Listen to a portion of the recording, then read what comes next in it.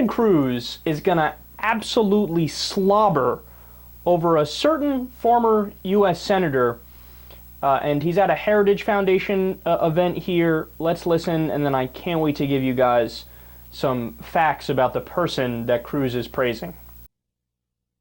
This threat continues, and we need the clarity to continue to defend the United States of America. You know, I know if Jesse Helms were still with us, he would not shy away from this fight. I'll tell you something, Robert, that I am certain you don't know.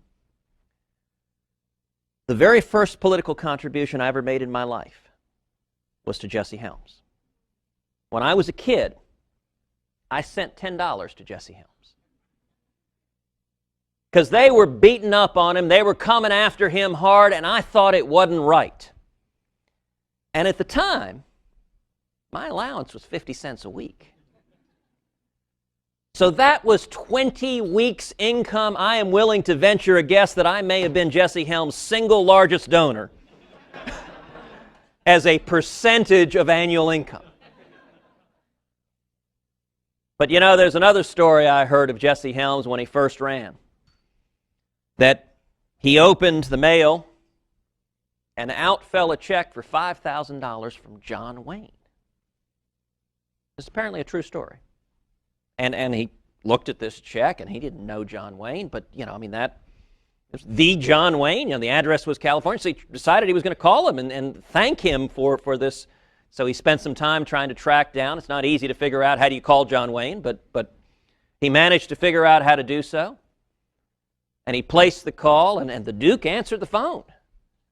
And apparently Jesse Helms said, you know, Mr. Wayne, this is Jesse Helms.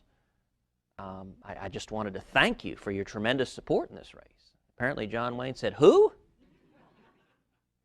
And he said, well Jesse Helms, I'm running for Senate in North Carolina. And apparently Wayne said, oh yeah, you're that guy saying all those crazy things. We need 100 more like you.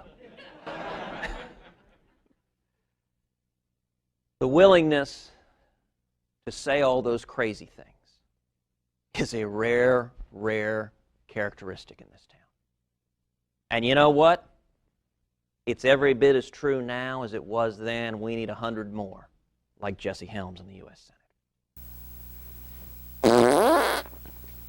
Yeah, you know who Jesse Helms is? When I give you the details on him, man, oh, what are you doing, Ted? What are you doing? Now, just some side notes real quick. I can't stand how nasally his voice is, Ted Cruz, and I can't stand his fake bravado. Like, he thinks he's like the best public speaker in the world, and he's got like this faux confidence about him.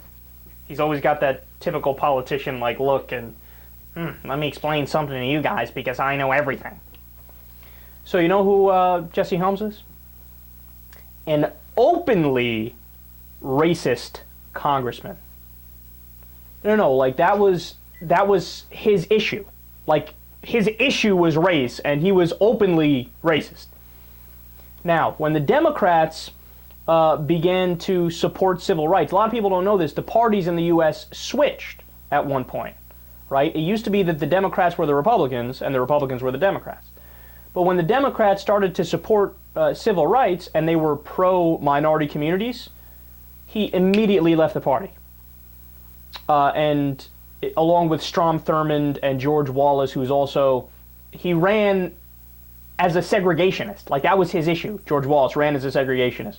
So what's interesting is that while those two are probably better known racist politicians, George Wallace and Strom Thurmond, in their later years, Strom Thurmond actually softened on the issue of race significantly. And George Wallace actually apologized for his use of race in politics before he died. He admitted, like, yeah, I kind of used that to try to get ahead. Now, that doesn't excuse their behavior, but it's interesting that those guys, to one degree or another, repented, whereas Helms never did. Helms died a vicious racist. Now, here's where it gets absolutely devastating. Helms filibustered Martin Luther King Jr. Day, when they were debating whether or not they should make that a holiday, he filibustered it. It gets worse. In 1990, he was locked in a tight race with an African-American Democrat, former Charlotte Mayor Harvey Gantt, and Helms aired a final week TV ad that showed a pair of white hands crumpling up a rejection letter while you hear an announcer say, quote, "You needed that job and you were the best qualified, but they had to give it to a minority because of a racial quota." Oh, that is a horribly racist ad, man. Oh, you good white person, you're going to have your job taken away by these problem-causing blacks running around here taking all the good white jobs and the good white women. What are you doing? Vote for your own kind. Vote for me. What are you talking about? I'm looking out for you. Fuck those black people. Oh, man, this guy's got a set of balls on him. That's one thing that's for sure. Now, the most damning fact of all, Helms voted no on the Voting Rights Act and the Civil Rights Act. Come on, man. Come on, man. Come on, man. Come on, man. That's it. No, that's it. That's it. That's it. That's it. There's no conversation. I'm not having a conversation about, well, you know, his legacy was mixed because of this and this. No, no, no, no, no.